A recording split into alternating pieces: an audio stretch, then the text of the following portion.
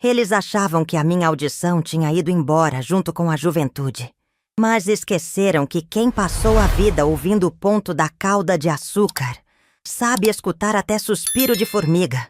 Sou a Dona Dalva, 74 anos, doceira aposentada aqui nas ladeiras de Ouro Preto. E hoje o tempo fechou dentro da minha própria casa. O ar estava fino naquela manhã de terça-feira. Daquele jeito que só quem vive no meio das montanhas de Minas Gerais conhece. Eu vinha descendo a rua direita, com o passo firme de quem já subiu e desceu aquelas pedras de sabão mais vezes do que rezou o Pai Nosso. Na bolsa de couro gasto, que trago atravessada no peito para evitar os lanceiros, eu carregava um envelope pardo com o timbre do laboratório. O doutor Evaristo, homem sério que cuida da minha pressão há 20 anos, tinha acabado de me dar a notícia com um sorriso que raramente mostrava.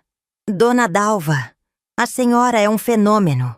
O coração está batendo compassado como relógio de igreja. O colesterol baixou e os pulmões estão limpos. Se a senhora continuar com essa teimosia de viver, vai enterrar a gente tudo. Eu ri, ajeitando o chale nos ombros. Vaso ruim não quebra, doutor. E eu tenho muito doce para mexer ainda nessa vida. Saí do consultório me sentindo leve, apesar das pernas reclamarem um pouco da umidade.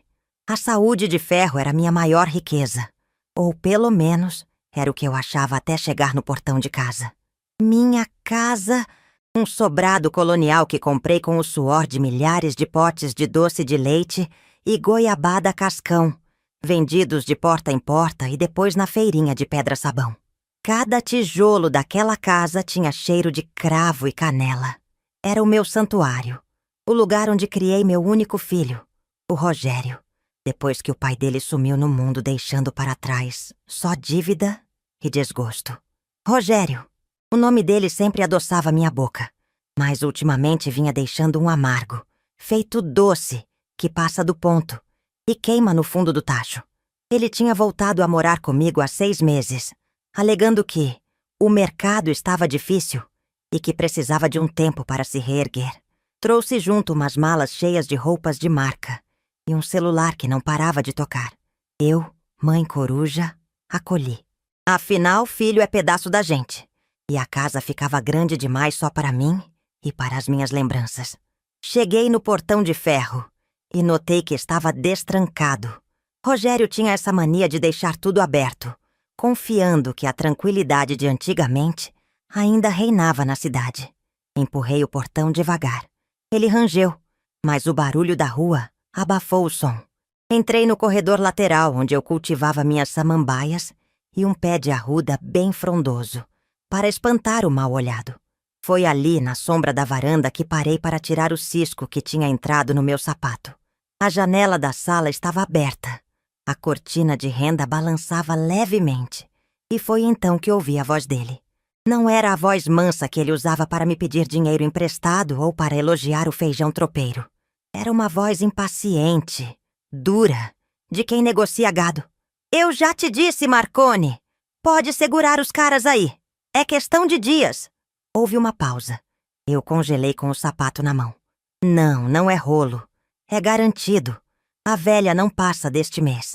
Senti um frio na espinha que não tinha nada a ver com o vento da serra. Apoiei a mão na parede caiada, sentindo a textura áspera da cal, precisando de algo sólido para não cair. A velha. Era assim que ele falava de mim? Da mãe que acordava às 4 da manhã para descascar abóbora, só para pagar o colégio particular dele? Continuei escutando, o coração disparado no peito que minutos antes o médico dissera estar perfeito. Ela tá mal, cara. Tá tossindo, tá fraca. O médico vive pedindo exame. Hoje mesmo foi lá buscar resultado. E eu sei que vai vir bomba. Rogério soltou uma risada seca, sem alegria. É câncer ou coração. Um dos dois leva. E assim que ela for, eu entro com o inventário. A casa aqui vale uma nota preta. É patrimônio histórico. Localização nobre. Dá pra pagar a tua dívida e ainda sobra pra eu sumir desse buraco. O mundo girou devagar.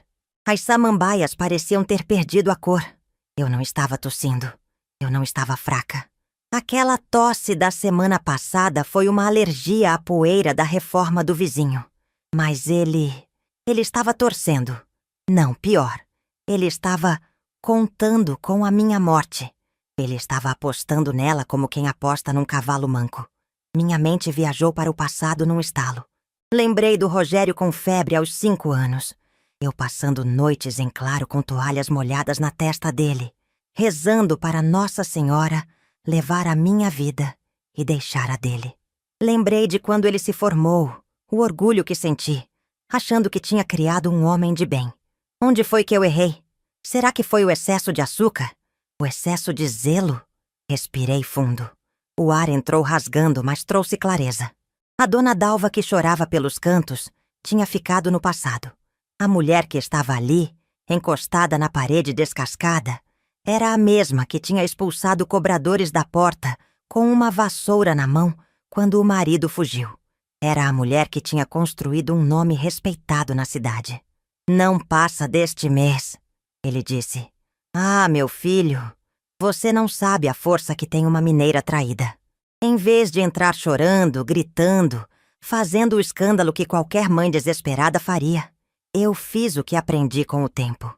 Fiquei em silêncio. Calcei o sapato novamente. Limpei uma lágrima solitária que teimou em escorrer pelo vinco do meu rosto e ajeitei a postura. Entrei pela porta da cozinha, pisando leve. O chão de tábua corrida eu conhecia de cor. Sabia exatamente onde pisar para não fazer barulho. Deixei a bolsa em cima da mesa de madeira maciça e fui até o corredor. Ele continuava na sala, de costas para mim, olhando para a rua através da janela, com o celular no ouvido. "Ah, relaxa. O testamento tá no cofre. Mas ela nem sabe o que assinou direito. A casa fica pra mim. É causa ganha. Só preciso de paciência. O tal testamento. Fizemos há 2 anos quando tive uma pneumonia forte.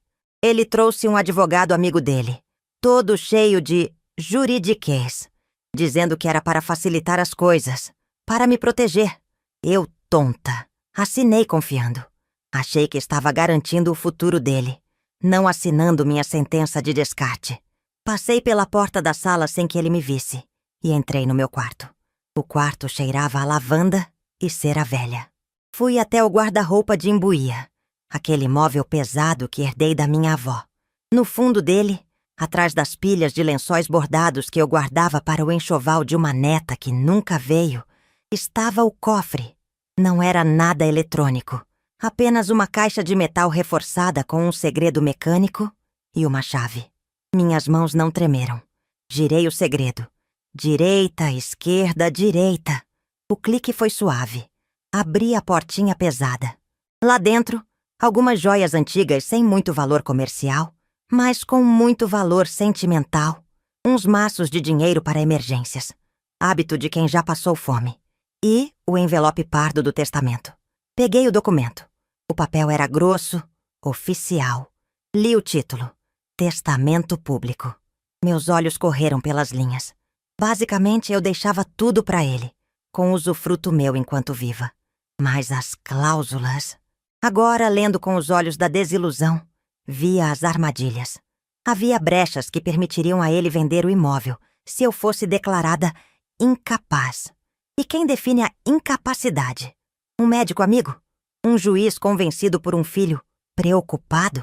A raiva subiu quente, substituindo a dor. Ele já estava tramando me declarar incapaz. A conversa sobre a minha saúde, a cabeça fraca, tudo fazia parte do teatro. Fechei o cofre. Fechei o guarda-roupa. Com o testamento na mão, caminhei de volta para a sala. Rogério tinha desligado o telefone. Estava sentado no sofá, com os pés em cima da mesa de centro. Coisa que eu detestava. E ele sabia.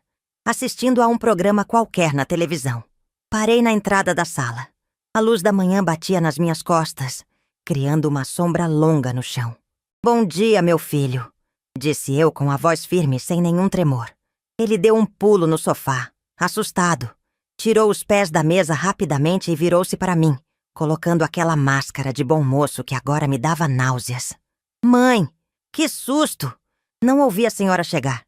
Ele se levantou vindo na minha direção, analisando meu rosto como se procurasse os sinais da morte iminente.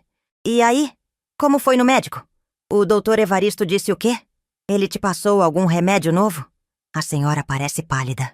Olhei bem no fundo dos olhos dele. Eram castanhos, iguais aos meus. Como podia haver tanta falsidade num olhar tão familiar? O doutor Evaristo disse que eu estou ótima, Rogério. Falei pausadamente, saboreando cada palavra. Disse que meu coração está forte como o de uma menina e que eu vou viver muitos, muitos anos ainda. O sorriso dele vacilou. Foi uma fração de segundo. Mas eu vi. Vi a decepção cruzar o rosto dele antes de ele conseguir recompor a máscara. Ah, que bom, mãe. Graças a Deus. A voz dele soou estridente demais. Mas a senhora tem certeza? Às vezes esses médicos velhos não veem tudo. Talvez devêssemos procurar um especialista em Belo Horizonte. Não precisa, meu filho. Eu vi os exames. Tudo limpo.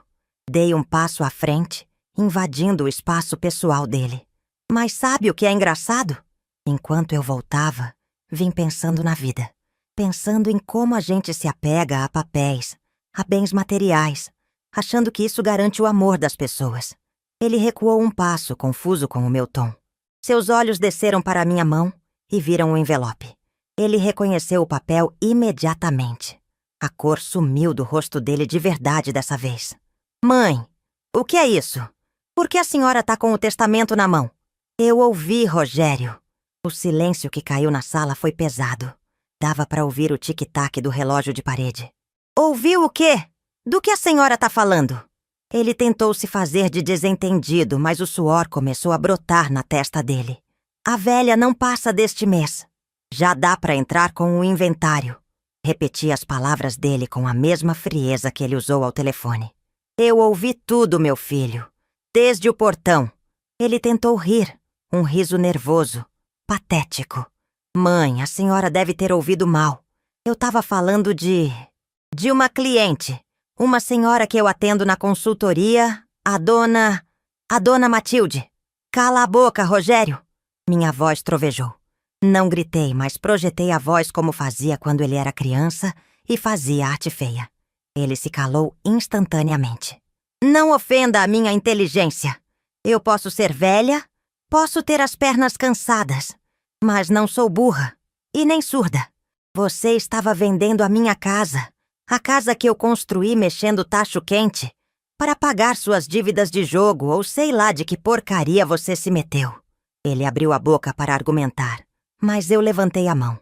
Você estava contando os dias para eu morrer. Você estava torcendo para o meu coração parar. Senti meus olhos marejarem, mas segurei o choro. Sabe o que dói mais? Não é o dinheiro. É saber que eu criei um homem capaz de desejar a morte da própria mãe por causa de tijolo e cimento. Mãe, não é isso, a senhora não entende. Eu devo dinheiro pra gente perigosa. Ele começou a choramingar, a tática de sempre. O vitimismo. Problema seu, cortei. Você é homem feito. Tem saúde, tem estudo que eu paguei. Se deve, trabalhe e pague. Mas não com o meu sangue. Ergui o documento na altura dos olhos dele. Você disse que esse papel aqui era causa ganha, não é? Que eu nem sabia o que tinha assinado. Pois fique sabendo que agora eu sei exatamente o que estou fazendo. Com as duas mãos, aquelas mãos cheias de manchas da idade e calos de trabalho, eu rasguei o envelope ao meio. O som do papel sendo destruído foi a música mais libertadora que ouvi em anos. Rogério arregalou os olhos e fez menção de avançar, mas parou. Havia algo no meu olhar que o assustou. Uma ferocidade de onça defendendo a toca. Juntei as metades e rasguei de novo. E de novo. O papel grosso oferecia resistência, mas a minha raiva me dava a força de 10 homens. Mãe, para! A senhora tá louca! Isso custou dinheiro para fazer. Ele gritou desesperado. O dinheiro era meu, Rogério. Tudo aqui é meu. Joguei os pedaços de papel para o alto. Eles caíram como chuva de confete sobre o tapete persa. Acabou. Não tem herança garantida. Não tem inventário. Não tem venda de casa. Enquanto eu respirar, e o doutor disse que vou respirar por muito tempo, essa casa é minha. Ele olhou para os pedaços de papel no chão incrédulo, como se visse seu futuro desmoronar. Depois olhou para mim, com um misto de ódio e medo. A senhora vai se arrepender disso. A senhora não sabe com quem eu tô lidando. Eles não vão esperar. Então mande eles virem falar comigo. Respondi cruzando os braços. Porque a partir de hoje, Rogério, as regras dessa casa mudaram. Você achou que eu era uma velha gagá esperando a morte? Pois você acaba de descobrir que eu estou mais viva do que nunca. Caminhei até a porta da rua e abri totalmente, deixando o sol de ouro preto entrar com força, iluminando a poeira suspensa no ar. E tem mais uma coisa, disse eu sem me virar para ele. Comece a fazer as malas. Quero o quarto de hóspedes livre até o fim de semana. Vou transformá-lo no meu ateliê de costura. Decidi que vou voltar a trabalhar. Doce eu já não posso fazer tanto por causa do braço. Mas costurar... eu ainda tenho mão firme para alinhavar muita coisa torta nessa vida. Deixei ele lá, parado no meio da sala, cercado pelos destroços da sua ganância, e fui para a cozinha passar um café. O cheiro do pó fresco subindo na água fervente nunca teve um aroma tão bom quanto naquele momento.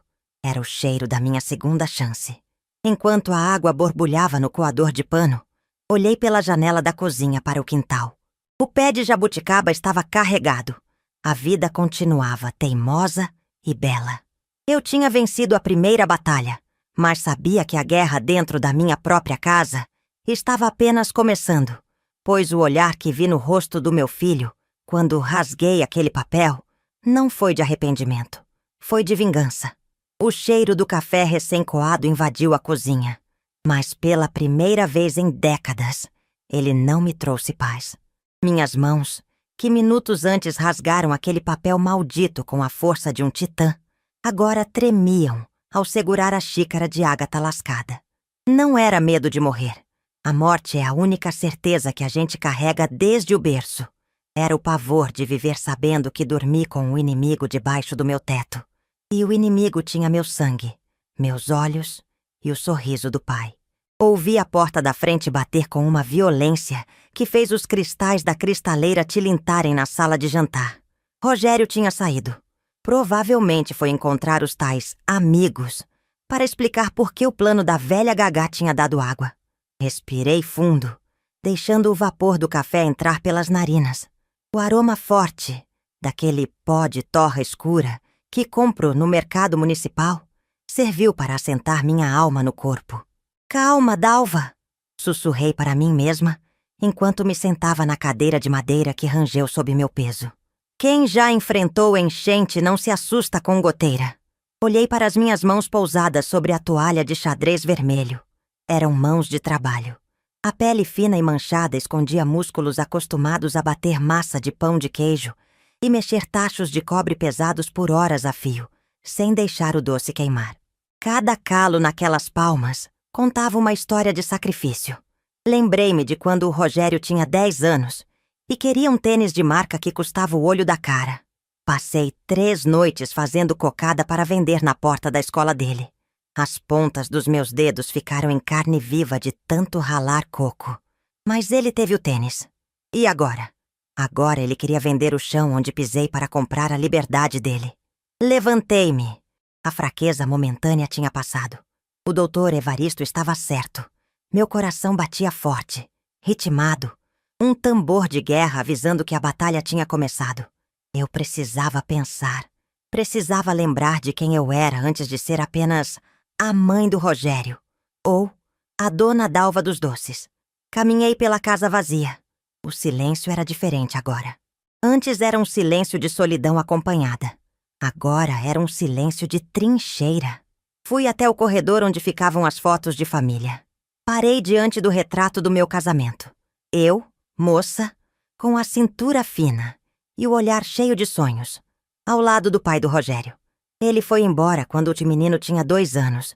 Disse que ia comprar cigarro e nunca mais voltou. Deixou dívidas e vergonha. Na época, achei que meu mundo tinha acabado. Chorei, emagreci, pensei em besteira.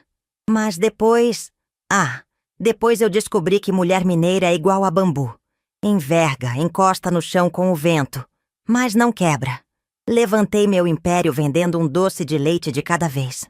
Comprei esse casarão caindo aos pedaços. Reformei telha por telha, taco por taco. Essa casa não era herança de barão. Era monumento da minha teimosia. E ninguém, nem mesmo o fruto do meu ventre, ia tirar isso de mim na mão grande. Minha mente começou a clarear, como o céu de ouro preto depois da chuva de verão. Eu precisava mapear o terreno. Se Rogério achava que eu estava caducando, ele devia ter deixado rastros. Ele sempre foi desleixado, confiando demais na impunidade de ser filho único. Fui até o quarto de hóspedes que ele ocupava há 6 meses. A porta estava encostada. Empurrei. O cheiro lá dentro era uma mistura enjoativa de perfume caro, roupa suja e tabaco frio. As janelas estavam fechadas, deixando o ambiente na penumbra, mesmo sendo dia claro lá fora. Acendi a luz.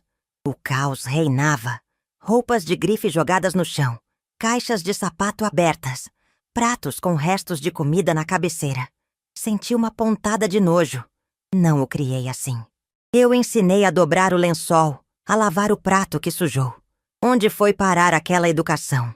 Comecei a vasculhar, não com a culpa de quem invade privacidade, mas com a autoridade de quem fiscaliza o próprio território. Abri as gavetas da cômoda. Cuecas, meias, maços de dinheiro enrolados com elástico. Notas de 50 e 100. Muito dinheiro para quem dizia estar quebrado e precisando morar com a mãe. Mas dinheiro vivo, solto assim, geralmente não tem origem boa. Debaixo do colchão, o esconderijo mais óbvio do mundo para um amador, encontrei uma pasta preta de plástico. Meu coração acelerou, mas minhas mãos continuaram firmes. Sentei na beirada da cama e abri. Não eram documentos de trabalho. Eram notas promissórias. Muitas. E nomes. Nomes que eu não conhecia, mas que soavam perigosos só de ler. Carlão do Matadouro. Betinho da ZN. Grupo Fênix. Os valores eram assustadores. Somando tudo por alto, a dívida dele passava do valor de um apartamento popular. Folheei mais. Encontrei uma planta baixa da minha casa. Da minha casa. Havia anotações em caneta vermelha sobre os cômodos. Área nobre. Possibilidade de pousada. Demolição do anexo dos fundos. Ele já tinha até projeto para depois do meu enterro. Senti um gosto metálico na boca. A raiva, que antes era fogo, agora virava gelo. Fria e calculista. No fundo da pasta, um papel dobrado chamou minha atenção. Era uma cópia de um laudo médico. O meu nome estava no topo. Dalva Maria de Jesus. A data era de 2 meses atrás. O diagnóstico? Demência senil em estágio inicial. Incapacidade civil progressiva. Assinado por um tal de Dr. Peixoto. Eu nunca tinha me consultado com esse Dr. Peixoto. Nunca tinha feito aqueles exames. A ficha caiu com o peso de uma bigorna. Rogério não estava apenas esperando eu morrer. Ele estava construindo a minha morte em vida. Com aquele laudo falso, ele poderia pedir minha interdição judicial. Ele poderia assumir o controle dos meus bens, das minhas contas, da minha vida, alegando que eu não batia mais bem da cabeça. E eu tomando chazinho e achando que ele estava preocupado com minha tosse. Miserável. Soltei a palavra no ar viciado do quarto. Você é um canalha, Rogério. Guardei tudo exatamente como estava. Ajeitei o lençol para não parecer que alguém havia mexido. Saí do quarto e tranquei a porta por fora, com a chave mestra que eu guardava no meu chaveiro de cintura. Ele ia ter uma surpresa quando voltasse. Voltei para o meu quarto, o santuário com cheiro de lavanda. Precisava agir. O testamento eu já tinha rasgado, mas aquilo era apenas um papel. A escritura da casa, o documento original, a prova de que cada centímetro daquele chão era meu, estava no cofre. E o cofre? Bem, se ele sabia do testamento, sabia abrir o cofre. Talvez ele soubesse o segredo. Ou talvez tivesse uma cópia da chave. Eu não podia mais confiar nas paredes daquele guarda-roupa de imbuía. Abri o cofre novamente. Peguei a escritura amarelada pelo tempo, os documentos do banco e as poucas joias da minha mãe. Precisava de um novo esconderijo. Um lugar onde um homem da geração dele acostumado com tecnologia e facilidades, jamais pensaria em procurar.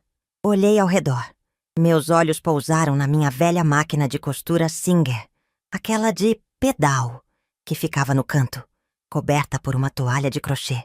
Ela era pesada, de ferro fundido, uma relíquia que Rogério chamava de lixo velho. Sorri, um sorriso de canto de boca, o mesmo que eu dava quando conseguia o ponto perfeito da goiabada. Levantei a parte superior da máquina, desparafusando a base com a chave de fenda que eu sempre deixava na gavetinha de carretéis. Havia um espaço oco ali embaixo, entre o mecanismo e a caixa de madeira, cheio de graxa seca e poeira de décadas. Envolvi os documentos e as joias em um saco plástico grosso, desses de congelar feijão, e depois em um pedaço de feltro preto. Acomodei o pacote lá dentro, bem no fundo, onde a luz não batia. Apertei os parafusos de volta. Pronto. Para achar aquilo, ele teria que desmontar a máquina peça por peça. E Rogério nunca teve paciência para trabalho manual. Mas esconder os papéis não era suficiente. Eu precisava de aliados. Sozinha, eu era apenas uma velha, contra um homem desesperado e seus credores bandidos. Precisava de alguém que conhecesse o submundo da cidade, ou pelo menos as fofocas que corriam nas praças. Pensei na Cidinha, a parecida minha vizinha de frente, fofoqueira de marca maior, mas leal como cão de guarda. Cidinha sabia quem entrava e quem saía de todas as casas da rua direita. Se Rogério devia na praça, a Cidinha sabia para quem. Peguei o telefone fixo. O celular eu usava pouco, achava as letras muito miúdas, e disquei o número que sabia de cor. Cidinha, sou eu, Dalva. Menina, eu ia te ligar agora mesmo. Vi o Rogério saindo daí cantando pneu com aquele carro dele. Parecia que tinha visto o diabo. Aconteceu alguma coisa? A voz dela era elétrica, ávida por novidade. Aconteceu, Cidinha. O diabo não, ele viu foi a mãe dele. Respondi seca. Escuta, preciso que você venha aqui. Agora. Entra pelos fundos, pelo portão da horta. E traz aquele bolo de fubá que você sabe que eu gosto, pra disfarçar se alguém estiver olhando. E o tom tá sério. É coisa grave? É coisa de vida ou morte, minha amiga. E preciso da sua língua afiada. 10 minutos depois, Cidinha estava na minha cozinha. Era uma mulher baixa, gordinha, com os cabelos tingidos de um acaju vibrante que desafiava a natureza. Colocou o bolo na mesa e sentou-se, olhando-me com olhos arregalados. Contei tudo, não escondi nada. Contei do telefonema que ouvi, do testamento rasgado, do laudo falso, dos nomes na pasta. A cada revelação, Cidinha fazia o sinal da cruz e murmurava: misericórdia! Ou sangue de Cristo tem poder. Quando terminei, ela ficou em silêncio por 1 minuto, o que para ela era um recorde. Dalva! Ah, ela começou, a voz baixa. O povo fala, sabe? Eu não queria te contar para não te preocupar, porque você tem essa pressão alta. Mas dizem que o Rogério tá envolvido com gente muito ruim lá de Belo Horizonte. Dizem que ele tentou dar um golpe nos terrenos e a coisa desandou. Golpe! Senti um aperto no peito. É, e esses nomes que você viu? O tal Carlão do Matadouro? Minha sobrinha, que é advogada, já falou dele. É agiota pesado, Dalva. Desses que não mandam cartinha de cobrança, mandam motoqueiro com capacete escuro. Apoiei a testa nas mãos. Meu filho, meu menino que eu embalei no colo, estava devendo para assassinos. E a moeda de troca era a minha morte e a minha casa. Ele tá acuado, Dalva, continuou Cidinha. Por isso a pressa. Eles devem ter dado um prazo para ele. Não passa deste mês, ele disse, né? O mês acaba semana que vem. Levantei a cabeça. O medo tentou voltar, mas eu o chutei para longe. Não havia tempo para medo. Cidinha, você conhece o neto do seu Zé do cartório? Aquele menino esperto que mexe com o computador? O Tiago? Conheço. É um amor de menino. Conserta o celular de todo mundo aqui no bairro. Preciso que você chame ele aqui amanhã, quando o Rogério sair. Quero instalar umas câmeras, dessas pequenas que ninguém vê. Quero gravar tudo. Se o Rogério quer jogar sujo, eu vou mostrar pra ele que em briga de porco, quem se suja é quem entra no chiqueiro, mas quem lava é a dona. Câmeras! Dalva, você tá parecendo aquelas espiãs de filme. Cidinha parecia assustada e admirada ao mesmo tempo. Não sou espiã, sou mãe. E mãe protege o ninho, custe o que custar. Levantei-me e fui até a janela, olhando para a rua. Ele acha que eu sou frágil. Acha que vai me interditar com um papel falso. Mas ele esqueceu que eu conheço gente nessa cidade desde antes dele nascer. O doutor Evaristo, médico de verdade, vai ser minha primeira testemunha de que estou sã. E o juiz da comarca, doutor Almeida, compra doce de leite comigo há 30 anos.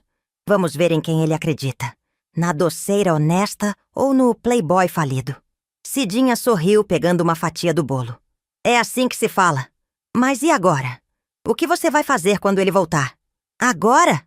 Olhei para o relógio de parede. Eram quase 11 horas. Agora eu vou fazer o almoço.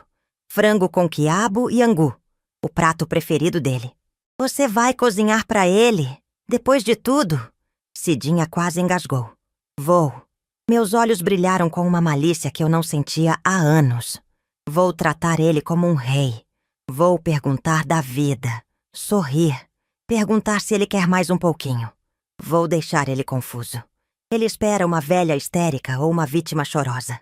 Ele não vai saber lidar com uma mãe que serve banquete enquanto afia a faca debaixo da mesa. A confusão é a melhor arma contra quem se acha esperto demais. Cidinha foi embora levando a promessa de sigilo e a missão de contatar o Tiago. Fiquei sozinha novamente. Comecei a picar o quiabo. A baba do vegetal escorria pelos meus dedos, mas eu cortava com precisão cirúrgica. Toque, toque, toque! O barulho da faca na tábua era o único som na casa. Lembrei-me de outra coisa. O cofre. Eu tinha tirado os papéis, mas não podia deixá-lo vazio. Se ele abrisse e visse o vazio, saberia que eu estava um passo à frente. Precisava colocar algo lá dentro. Algo que mandasse um recado. Fui até a estante da sala.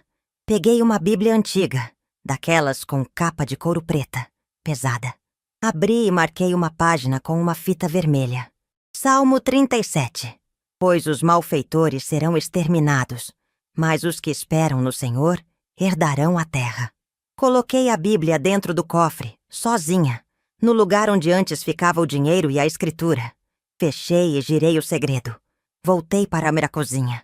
O frango já chiava na panela de ferro. O cheiro de alho e cebola refogados subiu, mascarando o cheiro de traição que impregnava a casa. Ouvi o portão da frente se abrir. Passos pesados no corredor. Ele tinha voltado.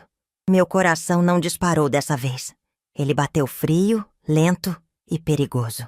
A dona Dalva doceira tinha ficado no consultório médico. Quem estava ali, mexendo a panela de angu, era a dona Dalva matriarca. A leoa que, se precisasse, devoraria a própria cria para não deixar que as hienas tomassem conta da savana. Mãe! A voz dele veio da sala, cautelosa, testando o ambiente. Na cozinha, meu filho! Respondi com a voz mais doce que consegui, a mesma doçura que usava para vender ambrosia. Vem lavar a mão que o frango tá quase pronto. Ele apareceu na porta da cozinha. Estava desgrenhado, com os olhos vermelhos. Olhou-me com desconfiança, esperando o grito, a cobrança. Encontrou apenas uma senhora de avental florido, provando o sal do molho. A senhora... tá fazendo almoço? Ele perguntou confuso. Claro, uai. Saco vazio não para em pé. E a gente precisa conversar, Rogério. Mas conversa de barriga cheia flui melhor. Ele relaxou visivelmente os ombros, achando que a tempestade tinha passado, que a velha tinha esquecido ou se acalmado. Pobre menino. Ele não sabia que em Minas, quando a calmaria chega de repente no meio da tarde, é porque vem tromba d'água derrubando ponte. Servi o prato dele, caprichando no angu. Come, meu filho, disse eu sentando-me à frente dele e cruzando as mãos sob o queixo.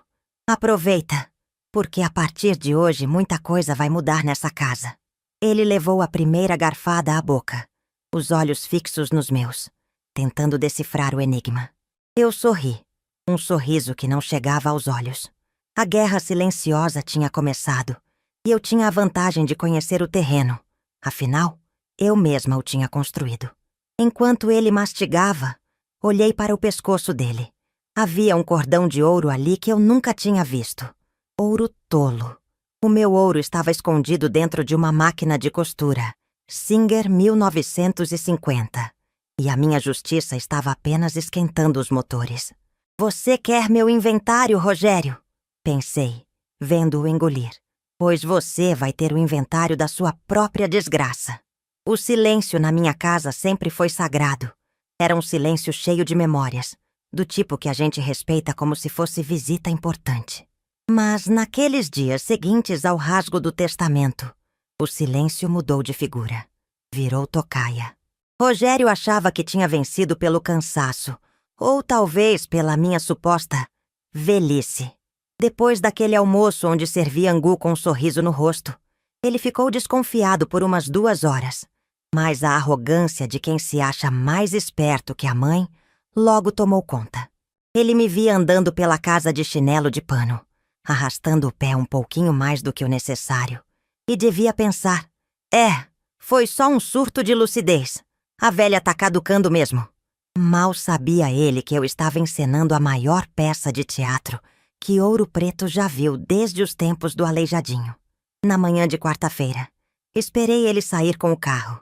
Ele tinha dito que ia resolver uns papéis, o que na língua dele significava ir se humilhar para os agiotas e pedir mais prazo. Assim que o motor do carro sumiu na ladeira, abri o portão dos fundos para a Cidinha e o Tiago. Tiago era um menino magrelo, de óculos fundo de garrafa e dedos ágeis, neto do Zé do cartório. Ele entrou na minha cozinha olhando para os lados, segurando uma maleta preta como se carregasse ouro em pó. Dona Dalva, a senhora tem certeza disso? Ele perguntou, aceitando o café que eu já tinha passado. Isso aqui é coisa séria. Se o Rogério descobrir, eu digo que é para vigiar a empregada que não tenho. Cortei, seca. Menino, quem tem medo de cagar não come. Vamos ao trabalho. O plano era simples, mas precisava ser cirúrgico.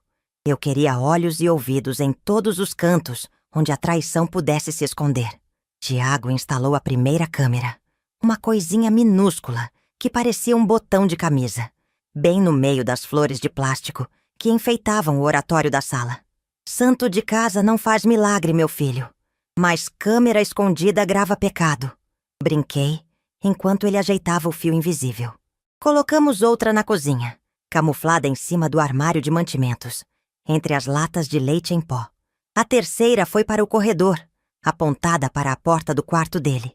E a última, a mais importante, ficou na varanda, onde ele costumava fumar e falar ao telefone longe dos meus ouvidos.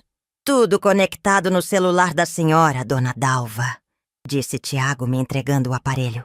É só clicar nesse ícone aqui que parece um olho. A imagem vai para a nuvem. Nuvem? Franzi a testa. Tomara que não chova, então. Tiago riu, me explicou que nuvem era essa internet que ninguém roubava, e foi embora levando um pote de doce de abóbora como pagamento, além do dinheiro que insistia em dar. Cidinha ficou mais um pouco, roendo as unhas pintadas de vermelho. Dalva, você tá brincando com fogo. O Rogério tá com um olhar ruim. Ontem eu vi ele chutando o cachorro da vizinha na rua. Quem chuta bicho não tem alma. Eu sei, Cidinha. Eu pari, eu criei, eu conheço. Mas agora chega de conversa. Vai pra sua casa e fica de olho na rua. Se chegar carro estranho, me avisa pelo zap. Quando o Rogério voltou perto do almoço, a casa estava na mais perfeita ordem. O cheiro de refogado temperava o ar, e eu estava sentada na poltrona da sala, tricotando uma manta que nunca terminava. Mãe! Ele entrou, jogando as chaves na mesa de centro. Tá tudo bem? Levantei os olhos devagar, deixando a mão tremer levemente. Era hora de entrar no personagem. Rogério, é você, meu filho? Achei que fosse seu pai. Ele disse que ia comprar cigarro. O rosto dele se iluminou com uma expressão perversa. Era o que ele queria, a confirmação da demência. O pai morreu faz tempo, mãe. A senhora esqueceu? Ele disse com uma voz falsamente mansa, chegando perto. Ah, é mesmo. A cabeça da gente anda tão voada. Soltei o tricô no colo e levei a mão à testa. Hoje de manhã eu procurei meus óculos na geladeira. Acredita? E não lembro onde guardei a escritura da casa. Queria ver uma coisa nela. Os olhos dele brilharam como moeda nova. A escritura? A senhora perdeu a escritura, mãe? Isso é perigoso. A gente precisa achar. Tenta lembrar onde a senhora colocou. No cofre? No cofre... Acho que não. O cofre tá emperrado. Acho que guardei junto com as fotos antigas. Ou será que foi no baú de roupas de cama? Ele mal conseguia disfarçar a ansiedade. Não se preocupe, mãezinha. Depois eu ajudo a procurar. A senhora precisa descansar. Tá muito pálida. Ele foi para o quarto dele e eu peguei o celular escondido debaixo da manta. Abri o aplicativo. A câmera do corredor mostrou ele entrando no quarto, pegando o telefone e discando freneticamente. Aumentei o volume. Carlão, sou eu. A velha tá entregando os pontos. Tá confundindo tudo, achou que eu era meu pai. Falou que perdeu a escritura. É agora, cara. A interdição vai ser moleza. O doutor Peixoto já tá com o laudo pronto? Beleza. Traz ele aqui amanhã. Quero fazer uma visita técnica na casa para ver quanto vale essa velharia. Desliguei o celular, sentindo o estômago revirar. Ele ia trazer o agiota para dentro da minha casa. Visita técnica. Iam avaliar meu lar como se fosse carcaça de boi no açougue. Respirei fundo. A raiva era um combustível potente, mas precisava ser queimada em fogo brando. Levantei-me firme, sem tremedeira nenhuma, e fui até o meu quarto. Abri a máquina de costura, tirei o fundo falso e peguei um envelope. Não a escritura, mas algo que eu tinha preparado com o advogado da família, o doutor Almeida, na tarde anterior, enquanto Rogério estava fora. Doutor Almeida, um senhor de 80 anos que conhecia as leis e os segredos de metade da cidade, tinha ficado horrorizado com a minha história. Dona Dalva, isso é caso de polícia, ele tinha dito batendo na mesa de mogno. Polícia não resolve dor de mãe, doutor Almeida. E polícia demora. Eu preciso resolver isso do meu jeito. Preciso que o senhor prepare um documento de doação com reserva de usufruto vitalício e cláusula de inalienabilidade. Mas quero deixar o beneficiário em branco por enquanto. E quero uma ata notarial de que estou em pleno gozo das minhas faculdades mentais. Ele fez. O documento estava ali na minha mão. A prova de que eu era dona do meu nariz e do meu teto. Guardei de volta. Ainda não era a hora. O dia seguinte amanheceu cinzento, com aquela neblina baixa que cobre as torres das igrejas. Rogério acordou cedo, tomou banho, passou perfume. Estava agitado. Mãe, vou receber uns amigos hoje, tá? Coisa de trabalho. Quero que a senhora fique no quarto, descansando. Não precisa se incomodar em fazer sala. Amigos, meu filho. Que bom. A casa anda tão triste. Eu faço um café com biscoito de polvilho. Não! Ele gritou, depois se controlou. Não precisa, mãe. Eles não comem essas coisas. Fica no seu quarto. É melhor para sua cabeça. Assenti me fazendo de dócil. Às 2 da tarde a campainha tocou. Eram 3 homens. Pelo monitor do celular vi as caras. Um era gordo, careca, com uma corrente de ouro grossa no pescoço. Devia ser o Carlão. O outro era magro, de terno barato e pasta na mão. Provavelmente o tal doutor Peixoto, ou algum advogado de porta de cadeia. O terceiro era um brutamontes que ficou no portão, de braços cruzados. Rogério os recebeu com tapinhas nas costas, rindo alto. Entraram na sala sem limpar os pés no capacho. Senti meu sangue ferver. Aquele chão de tábua corrida eu encerava de joelhos toda semana. Fiquei no meu quarto com a porta entreaberta, ouvindo tudo pelo celular com fones de ouvido. O ponto é bom, Rogério. A voz do gordo era rouca, de fumante. Dá pra fazer uma pousada de luxo aqui. Derruba essas paredes internas, faz uns quartos com suíte. A vista é o que vende. Eu disse, Carlão, é mina de ouro. E a velha não dura muito. Olha isso aqui. Ouvi o barulho de papéis sendo mexidos. O laudo do Peixoto diz que ela tá com demência avançada. Já dá pra eu assinar por ela como curador provisório. E se ela chiar? Perguntou o de terno. Ela?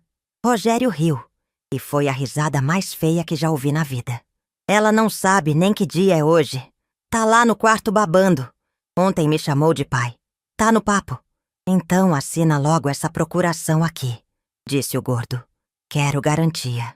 Você me deve 200 contos, moleque. Se essa casa não vier pra minha mão em 30 dias, quem vai pra vala é você. Houve um silêncio tenso. Relaxa, Carlão. A casa é nossa. Eu só preciso achar a escritura original pra averbar a interdição. Ela escondeu. A velha é tinhosa, mas a cabeça já era. Vou revirar tudo hoje à noite. Decidi que era hora de entrar em cena. Tirei os fones, baguncei um pouco o cabelo, coloquei um chale torto sobre os ombros e peguei minha bengala, que eu nem usava, mas servia bem ao propósito. Saí do quarto arrastando os pés. Rogério!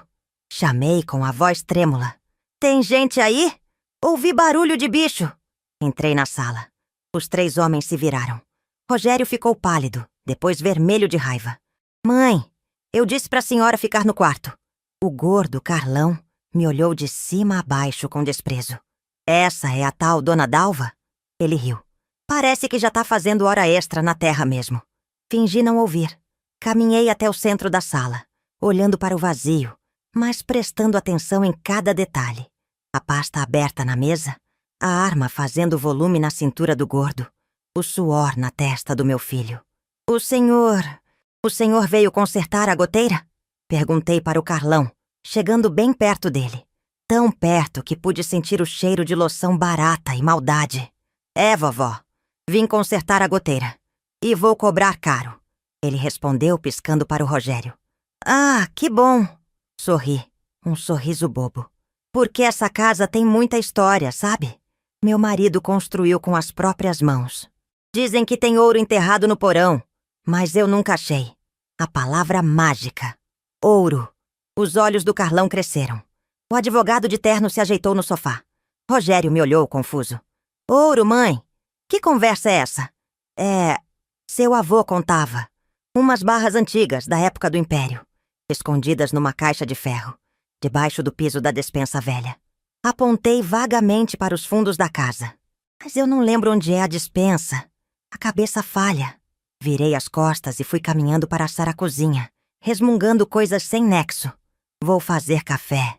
Visita não pode sair sem café. Assim que entrei na cozinha, encostei na pia e respirei fundo. O coração batia forte, mas não de medo, de adrenalina. Eu tinha plantado a semente. A ganância é um bicho cego. Quando sente cheiro de sangue ou de ouro, morde sem ver se tem anzol.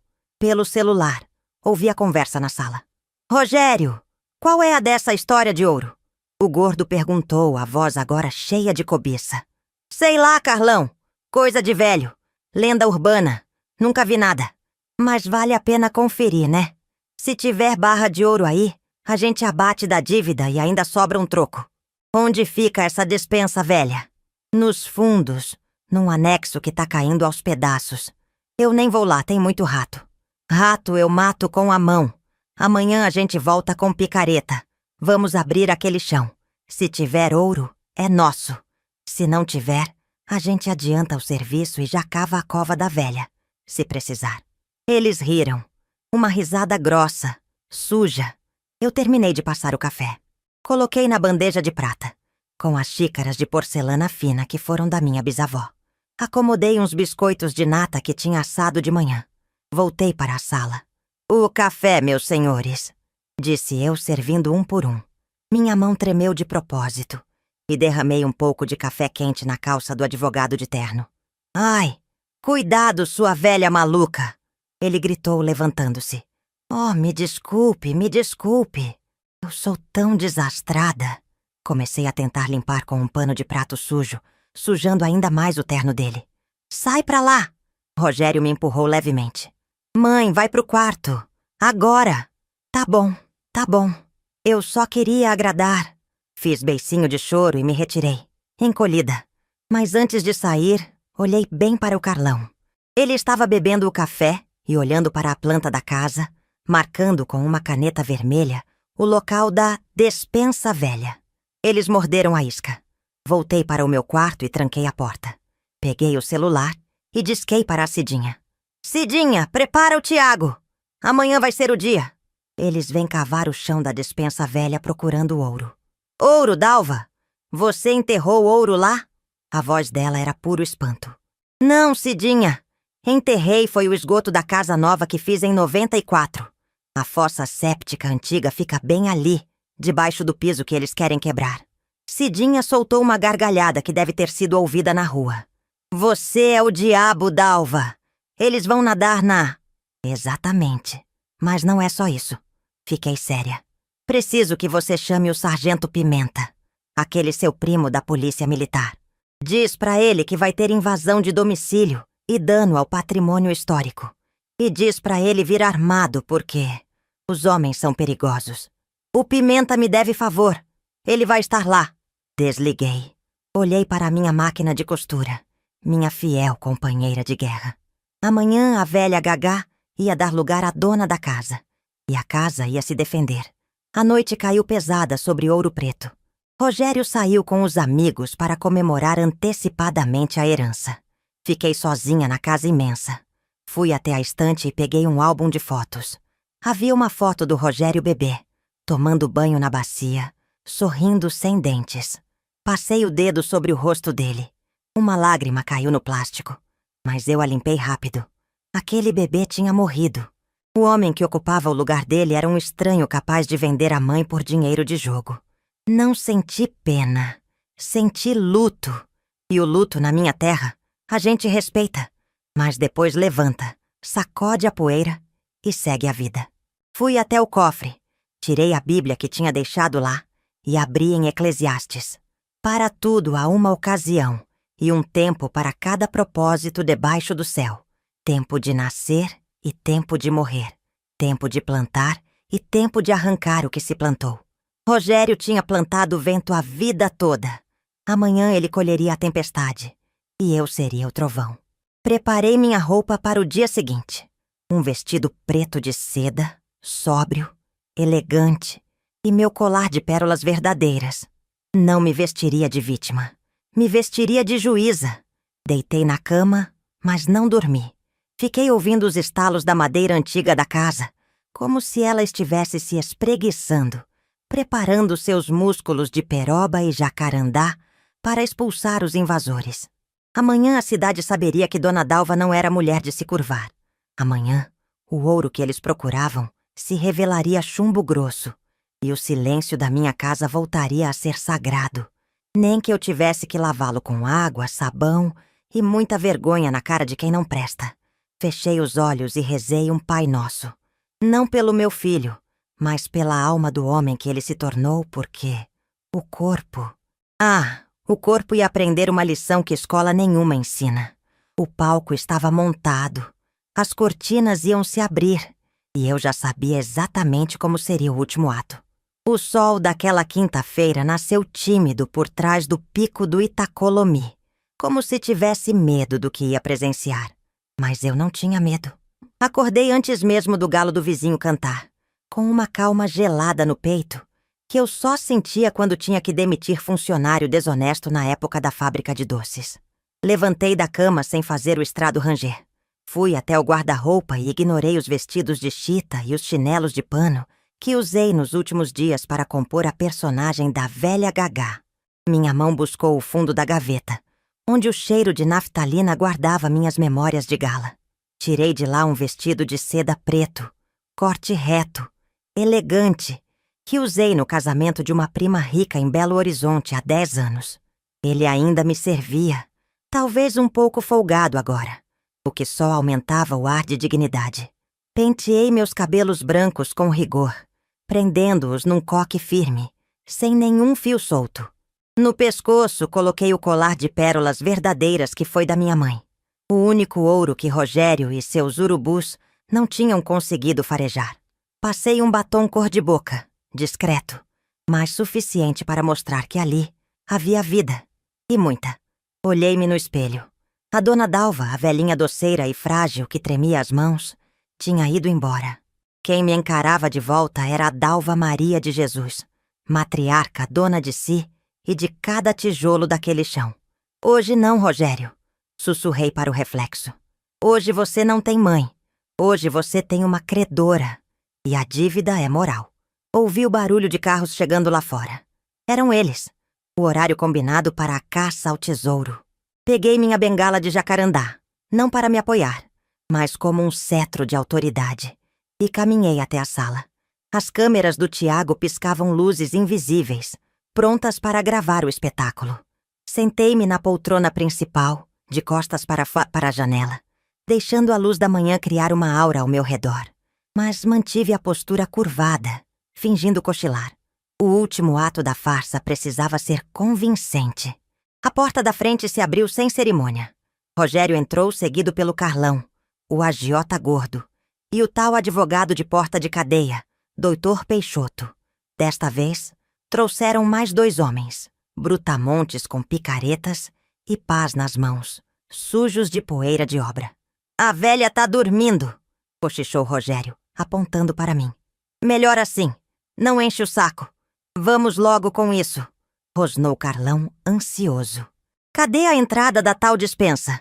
Nos fundos, pelo corredor lateral. O anexo que eu te falei. O piso é de cimento queimado, fácil de quebrar. Eles passaram por mim como se eu fosse um móvel velho, um obstáculo irrelevante na corrida pelo ouro imaginário.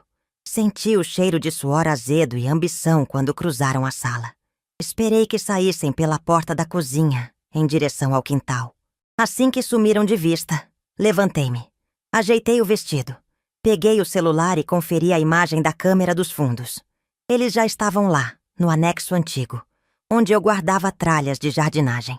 O local ficava exatamente sobre a fossa séptica desativada da casa original, selada com uma laje de concreto em 1994, quando fiz a reforma hidráulica.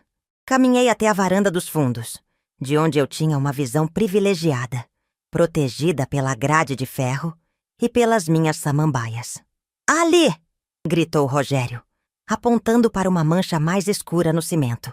Minha mãe disse que o avô enterrou a caixa de ferro bem no centro desse quarto. Quebra tudo! Ordenou Carlão. Os 2 brutamontes ergueram as picaretas. O som do metal batendo no concreto ecoou pelas ladeiras de Ouro Preto. Pac! Pac! A cada golpe, meu coração batia num compasso de justiça. Eles estavam suando, bufando, movidos pela certeza de que ficariam ricos. Vai fundo! Tem que ser fundo! Incentivava o advogado, afrouxando a gravata. Ouro de império! Imagina quanto vale isso no mercado negro. Rogério roía as unhas, andando de um lado para o outro. Será que tá fundo mesmo? E se ela inventou? Velho não inventa detalhe assim, moleque, retrucou Carlão. A demência mistura as coisas, traz memória antiga pra fora. O ouro tá aí. O buraco no chão aumentava. Eles já tinham rompido a camada superficial e batiam na laje da tampa da fossa. Achei! Gritou um dos peões. Tem uma tampa aqui! É o cofre! É o cofre de ferro! Um silêncio de expectativa tomou conta do grupo. Até os passarinhos pareceram calar para ver o tombo. Abre essa porra! Gritou Rogério com os olhos vidrados. Os homens enfiaram as pontas das picaretas na fresta da laje e fizeram alavanca. Fizeram força, os músculos dos braços saltando. 1, 2, 3 e... vai! A laje cedeu. Mas não houve o brilho dourado que eles esperavam.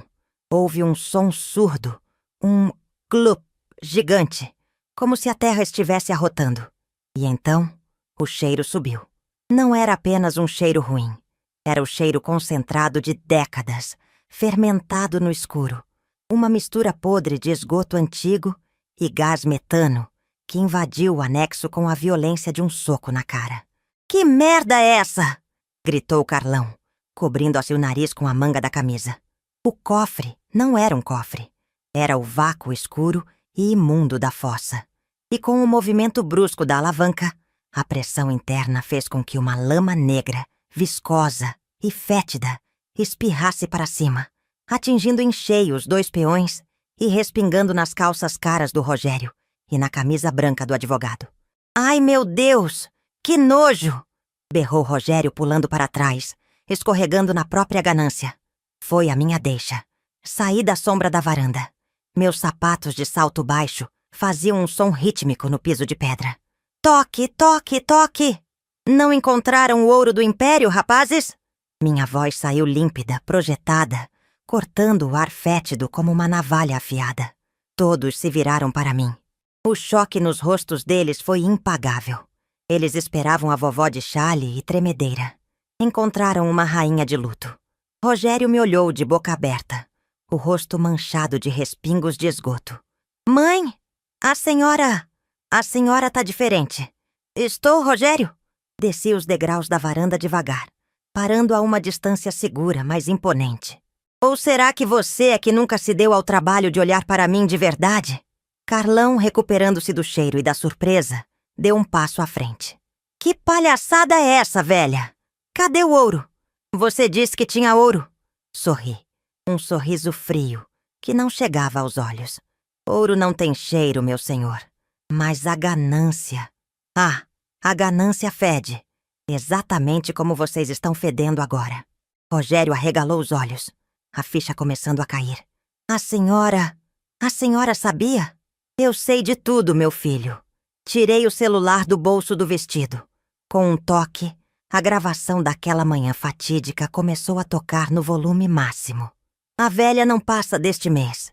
Já dá para entrar com o inventário. A casa aqui vale uma nota preta.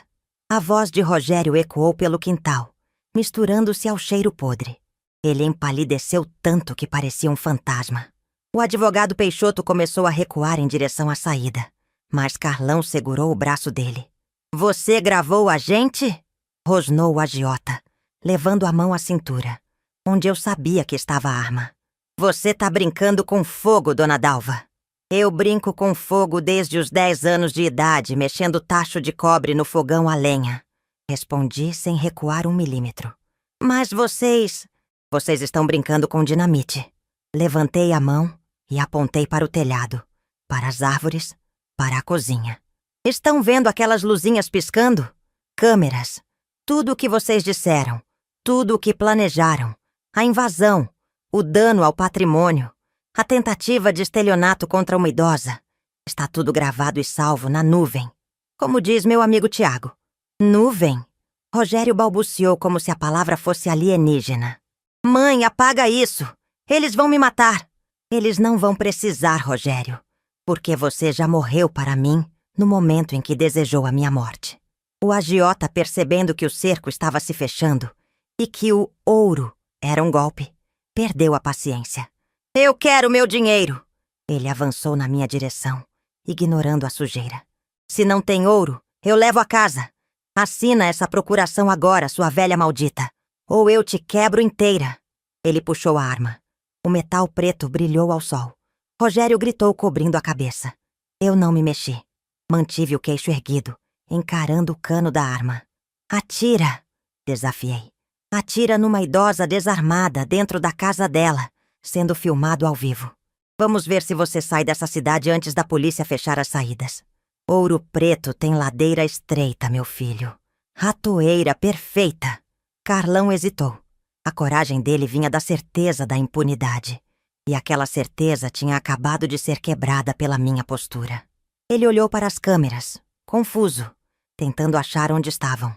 E tem mais uma coisa, continuei, aproveitando a hesitação dele. O testamento. Aquele papelzinho que o Rogério achava que era a salvação dele. Ri, seca. Virou confete. Rasguei. E a escritura original desta casa que vocês tanto queriam para fazer a averbação fraudulenta está num lugar onde mãos sujas como as de vocês jamais tocariam. Olhei para o Rogério com um desprezo que doeu no meu útero. E sobre o laudo médico falso, doutor Peixoto? Virei-me para o advogado sujo. O doutor Evaristo, meu cardiologista e um dos homens mais respeitados de Minas Gerais, assinou ontem uma ata notarial atestando minha plena sanidade mental e física. Vocês tentaram interditar uma mulher que está mais lúcida que todos vocês juntos. Sua... Rogério tentava falar, mas a voz falhava. A senhora armou tudo isso? A senhora fingiu que estava caducando? Eu te dei corda, Rogério. Falei baixo, mas com peso. E você fez o que eu sabia que faria. Usou a corda para se enforcar. Eu cozinhei o seu prato favorito enquanto você planejava me enterrar. Eu te chamei de filho enquanto você me chamava de velha. Você subestimou a mulher que te limpou as fraldas. Achou que velhice era sinônimo de burrice. O barulho de sirenes começou a subir a ladeira. Não uma, mas várias. O som agudo e cortante da polícia mineira. Carlão olhou para o portão, desesperado. Você chamou os homens?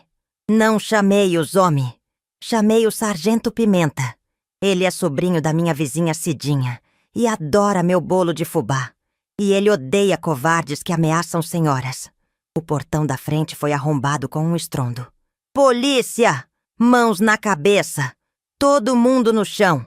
10 policiais invadiram o quintal, armas em punho. Sargento Pimenta vinha na frente com o rosto vermelho de raiva. Larga a arma, Carlão! Eu tô vendo ela na sua mão. Larga ou eu te deito aqui mesmo. O agiota soltou o revólver no chão cimentado. Os brutamontes se jogaram na terra, deitados sobre o próprio vômito causado pelo cheiro da fossa. O advogado levantou as mãos trêmulas. E Rogério? Rogério caiu de joelhos. Ele chorava. Um choro feio, de criança mimada que foi pega fazendo arte, não de homem arrependido. Mãe, mãe, fala pra eles! Ele implorou, estendendo as mãos sujas na minha direção.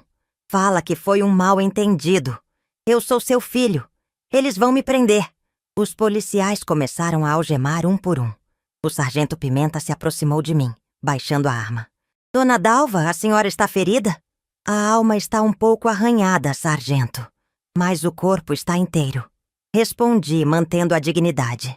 Ele fez um sinal para os soldados que levantaram Rogério do chão. As algemas clicaram nos pulsos dele. O som metálico foi o ponto final na nossa história de mãe e filho como eu a conhecia. Eles o arrastaram, passando por mim. Rogério parou por um segundo, os olhos vermelhos e inchados, procurando algum resquício de piedade no meu rosto. Mãe, por favor, a casa... Cheguei bem perto dele. O cheiro dele era insuportável. Uma mistura de perfume caro e podridão. A casa fica, Rogério. A casa sempre fica. Quem passa somos nós. E você acabou de passar. Mas eu sou seu filho! Ele gritou enquanto o policial o empurrava. Você era meu filho. Corrigi com a voz embargada, mas firme. O meu filho Rogério morreu. O homem que está saindo daqui algemado é apenas um estranho que tentou roubar o que não lhe pertencia. Vi eles serem colocados nas viaturas. A vizinhança inteira estava na rua.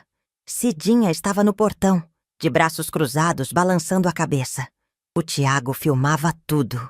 Quando a última sirene se afastou, levando o barulho e a sujeira embora, o silêncio voltou a reinar no meu quintal. Mas o cheiro da fossa aberta ainda estava lá, impregnando o ar. Olhei para o buraco negro no chão. Aquele buraco era a verdade nua e crua. Eles cavaram procurando brilho e encontraram a própria essência. Respirei fundo, sentindo o ar puro da serra tentar vencer o fedor. Minhas pernas finalmente tremeram. Apoiei-me na bengala, sentindo o peso dos meus 74 anos desabar sobre os ombros. A adrenalina estava baixando e a dor real, começava a aparecer. Não a dor do medo, mas a dor da perda. Mas eu não ia chorar. Não ali. Não na frente dos vizinhos. Alisei meu vestido de seda. Toquei minhas pérolas. Tiago! Chamei, vendo o menino no portão. Senhora, Dona Dalva! Ele correu até mim. A senhora foi incrível. Parecia filme. Menino, faz um favor pra mim. Liga pro pedreiro, né, o seu Zé. Diz pra ele vir aqui amanhã cedo fechar esse buraco. E diz pra trazer cimento forte. Quero que ele faça uma laje nova. Pode deixar. E o que a senhora vai fazer agora? Olhei para a casa imensa, vazia, mas finalmente limpa da presença tóxica que a habitava. Agora? Olhei para o céu de ouro preto, azul e vasto. Agora eu vou tomar um banho, passar um café fresco e terminar de tricotar aquela manta. Tenho a sensação de que o inverno vai ser frio. Mas aqui dentro... aqui dentro o fogo nunca mais vai apagar. Virei as costas para a confusão e entrei na minha cozinha. A dona Dalva estava de volta ao comando. E dessa vez, ninguém ousaria dizer que eu não passaria deste mês. Eu passaria deste mês, do próximo, e de quantos Deus me permitisse, porque a vida, assim como o doce de leite, exige paciência, fogo brando e, acima de tudo, respeito ao tempo de apuração. E o meu ponto estava perfeito. O dia seguinte à prisão do meu filho amanheceu com um silêncio que doía nos ouvidos. Não era a paz de uma manhã de domingo em Ouro Preto, com os sinos das igrejas chamando para a missa. Era o silêncio pesado de um campo de batalha, depois que os canhões cessam e a gente começa a contar as baixas. A casa ainda cheirava a água sanitária e desinfetante de eucalipto. Uma tentativa desesperada minha e da Cidinha de apagar o fedor que subiu daquela fossa. O cheiro da ganância podre que tinha impregnado as roupas do meu filho e dos seus comparsas. Acordei cedo, como sempre, porque o hábito é mais forte que a tristeza. Preparei o café, mas coloquei apenas uma xícara na mesa. Por um segundo, meu braço fez menção de pegar a segunda xícara, aquela que o Rogério usava, com a borda lascada. Parei no meio do caminho. Minha mão tremeu, não de velhice, mas de memória. Recolhi o braço. Aquele tempo tinha acabado. Seu Zé, o pedreiro mais antigo do bairro, chegou às 7 em ponto, como o Tiago tinha prometido. Ele tirou o chapéu de palha ao entrar na cozinha, com aquele respeito antigo que os homens de bem têm pelas senhoras. Dona Dalva, vim fechar o buraco. O Tiago me contou por alto. Disse que a senhora teve problemas com vazamento. Seu Zé sabia. A cidade toda sabia. Em cidade do interior de Minas, notícia ruim corre mais rápido que enxurrada ladeira abaixo. Mas ele teve a delicadeza de chamar a tragédia de vazamento. E não deixava de ser. Tinha vazado a verdade, vazado o caráter, vazado tudo o que não prestava. É, seu Zé, um vazamento feio. Respondi, servindo um café forte para ele. Quero que o senhor feche aquilo com concreto armado. Quero uma laje grossa que nem raiz de jequitibá consiga furar. Pode deixar, dona Dalva. Vou fazer um serviço para durar 100 anos. O que a gente enterra bem enterrado não volta para assombrar. Enquanto ele trabalhava no quintal, misturando areia e cimento, eu fiquei na sala. Olhei para o sofá onde Rogério costumava ficar deitado, com os pés para cima, planejando minha morte. A almofada ainda tinha a marca da cabeça dele. Peguei a almofada, tirei a capa e joguei na máquina de lavar. O enchimento eu joguei no lixo. Não queria conservar nem a forma do descanso dele. A parte mais difícil não foi lidar com a polícia ou com os advogados que começaram a ligar. Foi lidar com o meu coração de mãe. Porque, veja bem, a gente pode ser forte, pode ser onça, como a Cidinha disse, mas o útero da gente tem memória. Eu chorei. Chorei muito naquele primeiro dia. Sentei no chão do quarto que era dele, agora revirado pela perícia policial, e chorei a morte do filho que eu sonhei ter. Não chorei pelo homem algemado que saiu me xingando. Chorei pelo menino que me trazia flores de dente de leão do jardim. Aquele menino morreu, assassinado pela ambição do adulto que ele virou. E enterrar um filho, mesmo que ele esteja vivo na cadeia, é uma dor que rasga a alma da gente. Mas o choro tem hora para acabar. Minha avó dizia que lágrima demais enferruja a vida. Enxuguei o rosto na barra do vestido, levantei e abri as janelas. O ar da serra entrou, frio e limpo. Era hora de recomeçar. Na semana seguinte, a poeira começou a baixar. O doutor Almeida veio me trazer as notícias jurídicas. Rogério estava preso preventivamente por tentativa de extorsão, estelionato contra idoso, formação de quadrilha e danos ao patrimônio. A lista era grande. O agiota, o tal Carlão, tinha fichas na polícia que davam para encadernar um livro. Dona Dalva, o advogado dele, um defensor público, perguntou se a senhora vai pagar a fiança ou ajudar na defesa, disse o doutor Almeida, ajeitando os óculos. Eu estava costurando um botão na camisa do seu Zé, que tinha rasgado no trabalho. Parei a agulha no ar. Doutor, O Rogério tem 35 anos. Tem saúde, tem 2 braços e 2 pernas. Eu paguei escola particular, paguei faculdade, paguei curso de inglês. A minha parte eu fiz. A defesa dele agora é com ele e com Deus. O meu dinheiro, aquele que ele queria roubar, vai ficar aqui. A senhora não vai nem visitá-lo? Olhei para o advogado com firmeza. Não. Se eu for lá, vou ver meu filho atrás das grades. E vou fraquejar. Vou querer tirar ele de lá. Vou querer passar a mão na cabeça. E foi passando a mão na cabeça que a gente chegou onde chegou. Ele precisa aprender que toda ação tem uma reação. Mandei entregar uma Bíblia, 2 sabonetes e uma carta. Só isso. Na carta eu tinha escrito apenas 3 linhas. Meu filho, o buraco que você cavou no meu quintal foi fechado hoje. Espero que o buraco que você cavou na sua vida sirva para plantar sementes de vergonha na cara. Rezo por você todos os dias, mas a chave da sua liberdade não é o meu dinheiro, é o seu arrependimento. Com a casa livre e a alma lavada, comecei a colocar em prática o que tinha prometido a mim mesma. O quarto de hóspedes, aquele antro de conspiração, foi esvaziado. Doei as roupas de marca dele para uma instituição de caridade que cuida de moradores de rua. Achei justo. As roupas compradas com dinheiro de jogo iriam aquecer quem realmente precisava. Mandei pintar as paredes de um amarelo claro, cor de sol da manhã.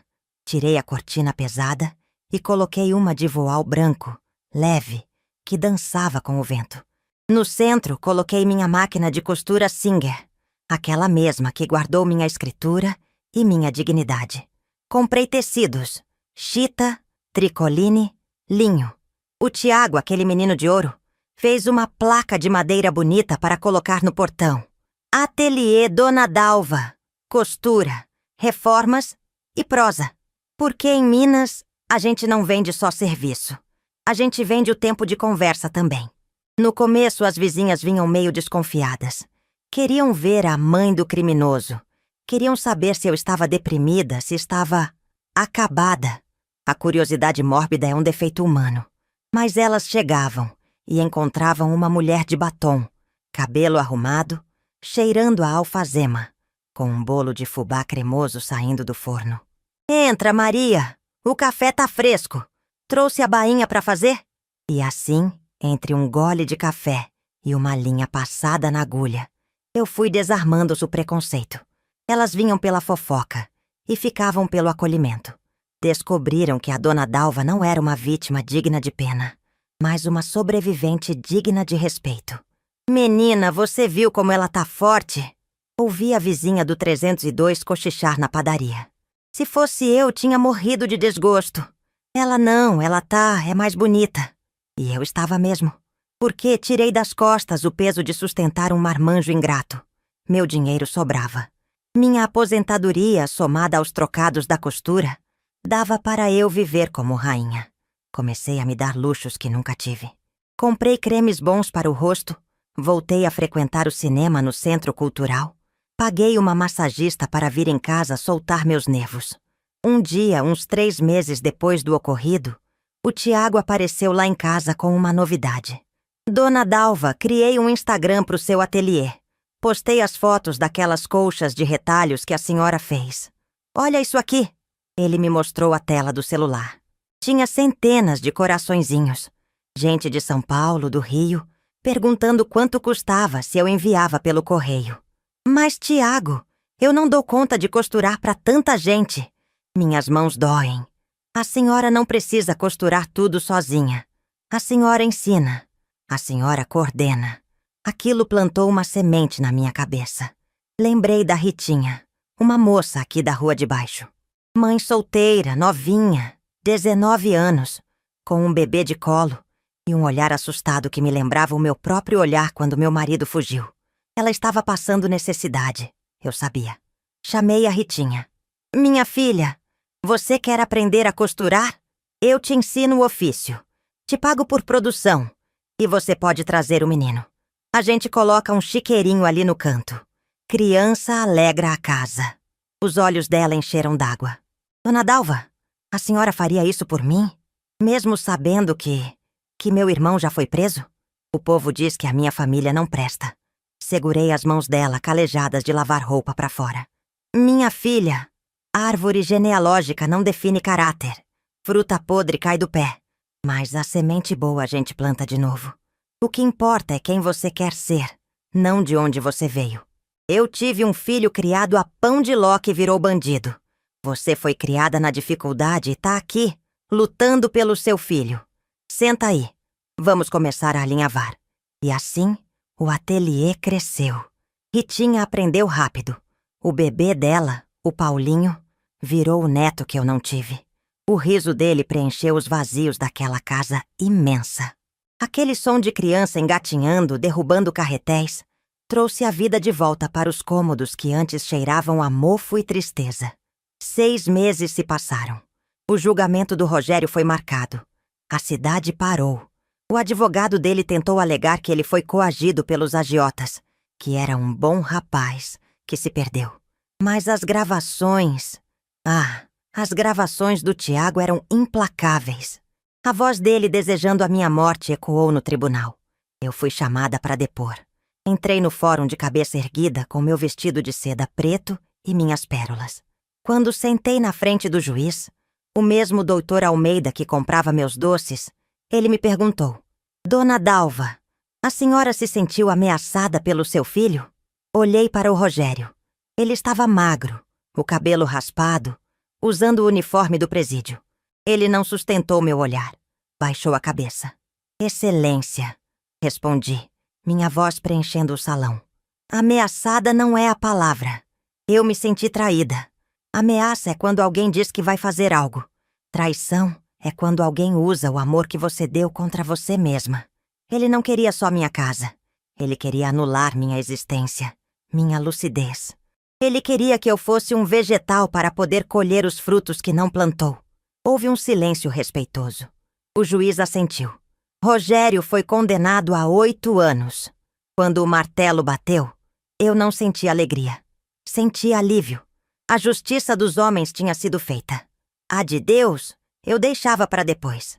Na saída do fórum, a Cidinha me esperava com um abraço apertado. Vamos comer uma pizza, Dalva? Por minha conta. Hoje é dia de celebrar. Celebrar não, Cidinha. Hoje é dia de virar a página. Mas a pizza eu aceito. Com bastante orégano. A vida seguiu seu curso. Como as águas que descem as montanhas de Minas. Meu negócio prosperou. As colchas de retalhos da Dona Dalva viraram moda. Contratei mais 2 senhoras do bairro para ajudar. A minha casa virou-lhe um ponto de encontro. A velha Gagá tinha se tornado uma empresária. Uma mentora. Um dia recebi uma visita inesperada. Era o Dr. Evaristo, meu médico. Dona Dalva, vim trazer os resultados dos seus exames de rotina. E então, doutor, o coração tá batendo ou tá cansado? Ele sorriu, guardando o estetoscópio. Dona Dalva, a medicina não explica tudo. Pelos livros, a senhora deveria estar estressada, com a pressão alta depois de tudo o que passou. Mas seus exames estão melhores do que há 1 ano. O que a senhora está tomando? Ri, servindo um pedaço de broa de milho para ele. Estou tomando vergonha na cara, doutor. E doses diárias de propósito. Descobri que o que mata a gente não é a velhice, é a inutilidade. Enquanto eu tiver linha na agulha e gente para ajudar, meu coração não tem permissão para parar. Ele foi embora rindo, dizendo que ia receitar postura e vergonha na cara para os outros pacientes. À noite, depois que a Ritinha foi embora com o Paulinho e as luzes do ateliê se apagaram, fui até o quintal. O cimento novo onde ficava a fossa já estava velho, coberto por vasos de gerânios vermelhos e brancos. Transformei o local do crime em um jardim. Onde antes havia podridão, agora havia flores. Sentei-me no banco de madeira sob o pé de jabuticaba. O céu de ouro preto estava estrelado, daquele jeito que faz a gente se sentir pequena e grande ao mesmo tempo. Pensei no Rogério. Soube que ele estava trabalhando na biblioteca do presídio, tentando reduzir a pena. Talvez os livros ensinassem a ele o que eu não consegui. Talvez a solidão da cela o fizesse valorizar a liberdade que ele tinha aqui fora, e jogou no lixo. Eu não guardava ódio. O ódio é um veneno que a gente bebe esperando que o outro morra. Eu tinha jogado o copo fora. Olhei para as minhas mãos. Mãos de velha, diriam alguns. Mãos manchadas, enrugadas, com as veias saltadas. Mas eu as via com outros olhos agora. Eram mãos poderosas. Mãos que fizeram doces para sustentar uma casa. Mãos que rasgaram um testamento injusto. Mãos que desmontaram uma máquina de costura para esconder um tesouro. Mãos que agora ensinavam uma jovem mãe a ganhar o pão. A sociedade diz que quando a mulher envelhece, ela se torna invisível. Dizem que viramos estorvo, peso morto, despesa. Meu filho acreditou nisso. Ele olhou para os meus cabelos brancos e viu fraqueza. Ele esqueceu que a neve no topo da montanha é o que alimenta os rios lá embaixo. Eu não sou o que sobrou de mim. Eu sou o que eu construí com o que sobrou. Levantei-me, apoiando na bengala apenas por charme, porque as pernas estavam firmes. Amanhã seria um dia cheio. Tinha uma encomenda de 20 toalhas bordadas para uma pousada. E prometi ao Tiago que faria um vídeo para o tal do Reels, ensinando a pregar zíper invisível. Entrei em casa e tranquei a porta. Não com medo, mas com a segurança de quem sabe que o inimigo não está mais do lado de dentro. Passei a mão na máquina de costura Singer ao passar pelo ateliê. O metal frio parecia pulsar. Fui para o meu quarto, rezei meu Pai Nosso, agradecendo pelo livramento e pedindo luz para o Rogério. Deitei na minha cama, sentindo o cheiro de lavanda dos lençóis que eu mesma lavei e passei. Dizem que a vingança é um prato que se come frio. Eu discordo.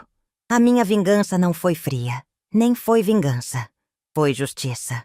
E a justiça é um prato que se come quente, com fartura, repartido com quem merece. Numa mesa onde a mentira não tem mais cadeira cativa. Fechei os olhos, pronta para sonhar com novos modelos de colchas. Porque a vida não para.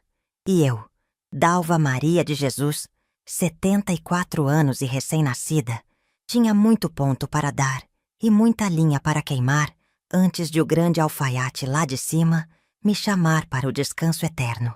Afinal, descobri que a melhor herança que posso deixar não é uma casa de tijolos para ser disputada por urubus, mas a história de uma mulher que, quando tentaram lhe tirar o chão, aprendeu a voar.